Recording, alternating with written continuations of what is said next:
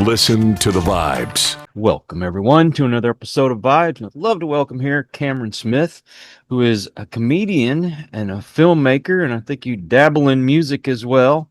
We're going to have a great conversation, get to know him. So, Cameron, tell us a little bit more about you. Yeah, thank you for having me, Kyle. I appreciate you doing this show. And yeah, I'm an artist, comedian, filmmaker person from Wilmington, North Carolina. My most recent project is The Loneliest Boy on Earth, which is an 8-episode documentary narrative hybrid series, and it is streaming for free on YouTube. So I'm here to talk about that and art and creativity in general. So, what made you want to do this opposed to any other kind of subject? Well, I've always got a bank of ideas that could be my next focus for a project. And sometimes it takes me a long time, even though I have no shortage of ideas, to figure out which one I'm going to fully commit to. And so this one kind of just hit me back in September of 2022. I think I even had the seed of the idea for a little while because I did this dating show back in 2019 that's on the E Network. It was called Dating No Filter. So it was just, corny reality TV kind of thing. And I was living in Los Angeles for that year, and I was getting all sorts of acting gigs, and that was one of them. And after that, I'm one of the few people that made their date get up and walk out during that. And I wasn't taking that seriously, but if I were to reflect on my actual romantic life, it's a series of mostly unrequited loves, me obsessing over women that want nothing to do with me. And, I had one girlfriend, but that was almost a decade ago at this point. And so other than that, I feel like there's been a lot of romantic failures and kind of patheticness and a lot of loneliness that sometimes when I engage with my art to like in a really full flowing degree, I forget about that pain. But as soon as I'm in that in between phase where I'm trying to figure out what's next, that often ends up being my Achilles heel in terms of like procrastinating or getting distracted or just feeling bad about myself and life. It's because I am truly lonely. So this has kind of been in the ether of my mind as like, I know this is maybe my greatest weakness. And so it was in 2022 that I got stoned and I went and took a shower after a couple bong rips, and it hit me. It hit me that it would be a really brilliant idea for the sake of art, but also therapeutically for me to take that greatest weakness and make this super exposing, exploitative documentary about me in the context of that problem. So it's like, yeah, it's going to highlight myself as an artist and whatnot, but it's really about this Achilles heel. It is about why am I like this and breaking that problem apart as if I am a filmmaker that is going to make like a hit piece on myself. Like, yeah, why are you so pathetic? What's going on, man? And just showing, because I have access to all my stuff, even stuff that's not out there, and I can really, throw stuff at the wall and exposing myself as being this lonely individual. So that's where it started. So, this is kind of a way of exposing and fixing the problems that you have. Yeah, and it's really kind of funny because like I knew it had that potential to be real and deep with it being this kind of documentary, and I would say like, yeah, this has the potential to actually fix the problem, and I'm hoping like at the most ideal stage that I make a great piece of art while simultaneously fixing this issue by bringing it to light. And seeing it in a way I could not have otherwise seen it. But when I would say that it has the potential to actually fix it, I felt like I was really deep down saying it in a tongue-in-cheek way, like there's no way my stupid art is really gonna make a huge difference in this problem for me. I mean, maybe I'll see something a little bit different and whatnot, but you know, it really has actually fixed this issue for me. I feel at where I am now on the other side of it, I'm still putting the last bit of it out, but otherwise I'm done with the work, and I have one last episode to make. But on the floor, I am not bothered by my loneliness. In fact, I think I kind of cherish the lonely parts of life that are now still in my life, while also I have somehow managed to reconnect with the first girl I ever fell in love with at age 12, and now we've been dating for a year, and it's a great relationship. So that I fixed the problem in ways I really thought were pure fantasy and fairy tale. I mean, this girl I'm with is someone that has refused to speak to me for the past 10 years, and now here we are tying our lives together. So very strange. What would be the one thing that you really don't like about yourself, and what is the thing that you really do like about yourself? Hmm. Well, the thing I'll start with what I like. Um, I really like how I really like my relationship with creativity. I like that I am dedicated to the art life, and I think that I like that I feel like I know my purpose in that regard, and so that I think is kind of the I can't think of the word, but it's not cornerstone, it's other stone. But it's the thing that I think preserves any kind of confidence in my existence, where I'm like, at least I have this and I know that this is good and this is right. But other than that, yeah, I mean, I feel like there's also, it's hard to break it down into one thing for things I don't like about myself, rather than just repeating this loneliness. I mean, I really do think the aspect to which I have historically been pathetic in the regard of my interactions with women and chase women that don't want anything to do with me, and feeling sorry for myself, and I think there's a certain element of weakness that permeates not just in that area, but also maybe in like me being generally negative about moving forward towards a creative career, and ruminating rather than like being productive. So, I mean, it's two halves of a self that are at odds with each other, and I certainly am trying to weed out that the negative habits. So, in what you just said, is that been the biggest change that you've made in your life? And what is there that you would like to change? Yeah, I feel like now that I have that out of the way, it feels like it's almost like I've removed this massive emotional tumor I've had in me. And now that that's out of the way, I feel like I can really focus on all the other things that matter to me, that are like not flaws of mine, but genuine challenges in front of me if I am pursuing a creative career. And so that would be like the fact that I'm not a master in marketing. I really just like making art. However, if I really want to make a living off my art, I am going to have to either make a connection of someone who is a master in marketing, and work with them to manifest a creative career in this world, or I'm going to have to learn to do those things myself.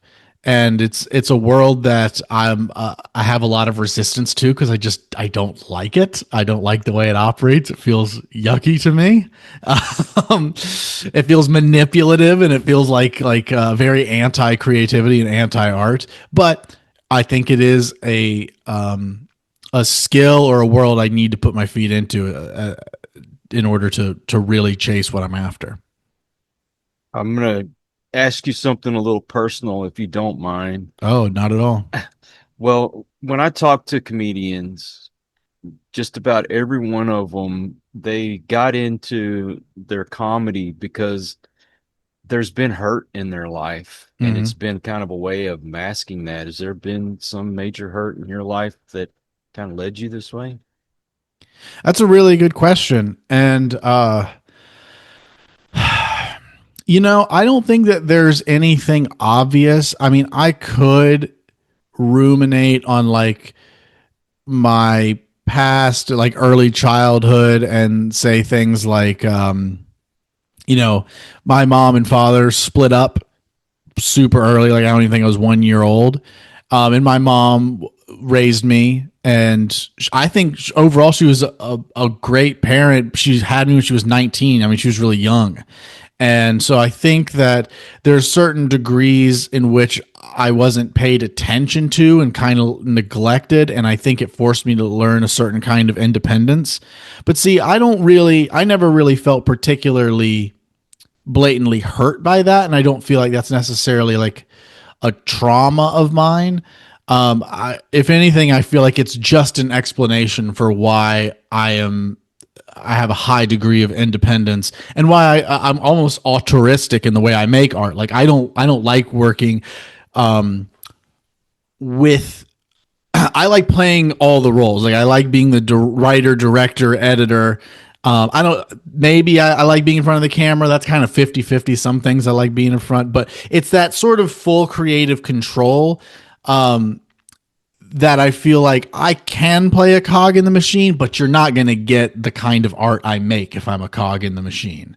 I know it's kind of a long-winded explanation, but to get back to the original sentiment that you're asking me about, I've said this before on another podcast before, but I actually feel kind of like an odd duck in the comedy community because I know exactly what you're talking about. A lot of these people that have become comedians were kids that were like bullied pretty harshly in school, and they've found an outlet.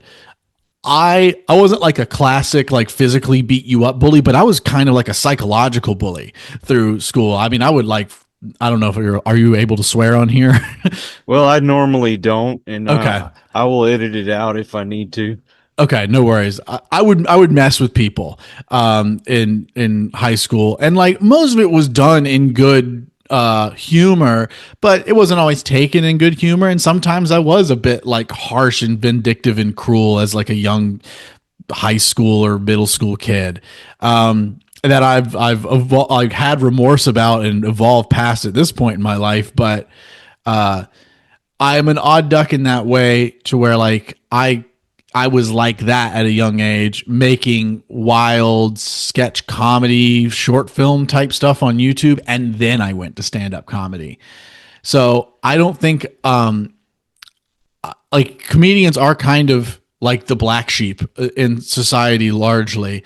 And so with that community, it felt like a bunch of black sheep getting together. And in many ways, like I have felt part of that family in my local comedy community, but there are also times that have made me kind of realize I'm a bit of a black sheep in the black sheep, if that makes sense.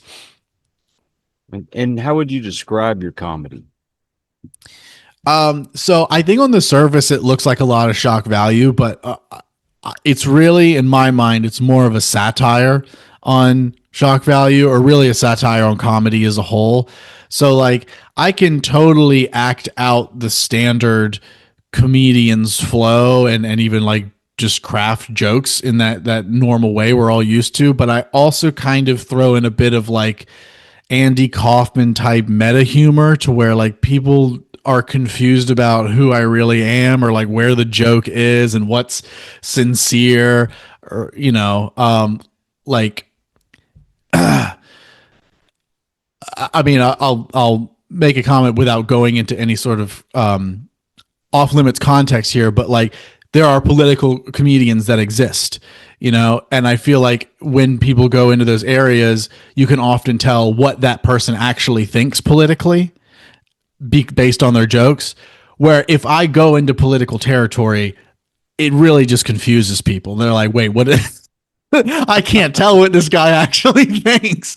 That's what I mean. You don't break out singing the Mighty Mouse theme, do you? No, but I have straight up broken out singing Christmas carols all the way through, so like not far off. Well, I loved that kind of comedy growing up, like the Monty Python kind of stuff, and the early days of Saturday Night Live, and then I would get into those more cult films where, like, you ever seen The Ruddles? No, I don't even think I've heard of that. Okay, so The Ruddles is kind of a combination of Saturday Night Live guys with Monty Python guys, and they have a band that's pretty much like the Beatles. Yeah. Okay. And I get the comedy. I get a lot of the stuff that they're talking about or the references they make, but I have my wife was to sit down and watch it with me. She'd say, "This is stupid," and walk out of the room. Hmm. But to me, it is laugh out loud, tears streaming down my face kind of comedy. And that's our Spinal Tap. You've seen Okay. Spinal Yeah. Tap, right? That's kind of along the lines of that kind of stuff. Okay. Yeah. Yeah. So, do you get into that kind of territory, or this is just your own thing?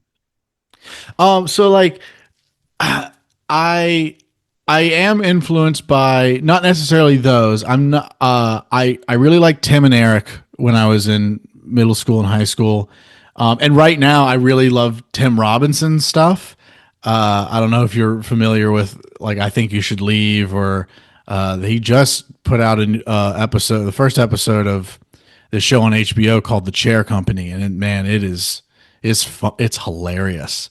But yeah, I have my comedy influences are all over the place, really. Like South Park, I really liked a lot growing up, and one of my favorite stand up comics is Louis C.K. I enjoy. Um, oh, and then like the Danny McBride shows on HBO. I've enjoyed those quite a lot. I got to be an extra on Eastbound and Down Oh, I love that a show. lot during the fourth season because I live around Wilmington where they shot it. But yeah, Curb Your Enthusiasm. Um, yeah, I mean, I could go on forever. Right. His random comedy influences from comics to shows. Well, do you have a website? Yeah, the loneliest boy on earth.com is probably the best place to go. All right. And what did you say the name of the YouTube channel was? It's the same. If you go to youtube.com/Cameron Smith Films, that would be but if you go to the loneliestboyonearth.com and click the button that says watch full episodes, it takes you to my YouTube channel pretty much. Right. And what social media do you have? I don't think if we're not swearing on here, I probably shouldn't say it. All righty then. Well, I will take all of your links and I'll put them in the description just to make it easier for folks to find you. And Cameron, thank you so much for coming on and spending your time with me today. Of course. Thank you very much, Kyle. And also want to thank all you folks out there. If you are new to the channel, I hope you'll come back. Please hit that subscribe button from our regulars. You guys are awesome because you make it possible for me to do this. Until the next one, everyone, please take care. Be kind to one another. God bless and peace. We hope you enjoyed this episode of Listen to the Vibes. You can catch us on Buzzsprout or wherever you listen to your favorite podcasts. And on YouTube. Follow us on Facebook at The Vibes Broadcast Network